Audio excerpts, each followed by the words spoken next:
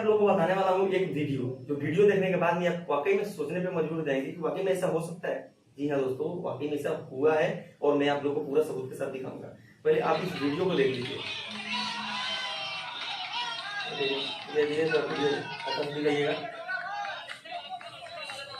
ऐसे मैं साइड में लगा दूंगा वीडियो, आप लोगों को मैं अच्छे से वीडियो दिखाऊंगा ताकि मैं आप लोगों को बताता हूँ। दोस्तों ये जाने माने चेहरा मनीष कश्यप है, जिनको दूध से नहलाया जा रहा है।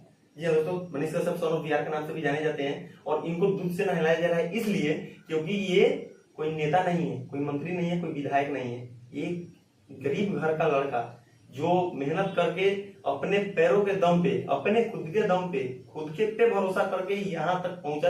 आज 8 मिलियन से ज्यादा उनका सब्सक्राइबर है और उनके चाहने वाली भी कमी नहीं है।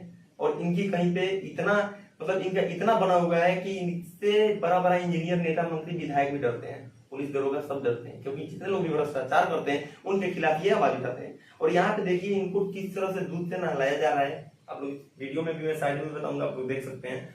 बाकी आप लोग क्या सोचते हैं इनके बारे में। और ऐसे भी मैं बात करूं तो ये पश्चिमी चंपारण से चुनाव लड़ रहे हैं मनीष कश्यप, पूर्वी चंपारण से चुनाव नहीं लड़ रहे हैं। अब वाकई में क्या पश्चिमी चंपारण से क्यों चुनाव लड़ रहे हैं, पूर्वी चंपारण से क्यों चुनाव नहीं लड़ रहे हैं, ये तो वही बताएंगे। बाकी अभी तक इस पर कोई खुलासा नहीं हुआ है। बाकी आप लोगों को वीडियो के लिए बहुत बहुत धन्यवाद। आप लोग वीडियो को ज्यादा से ज्यादा शेयर कीजिए और तमाम आदमी के पास में पहुंचाइए और देखिए ध्यान से किस तरह से मनीष कश्यप को दूध से नहलाया जा रहा है। यह दोस्तों, जय हिंद।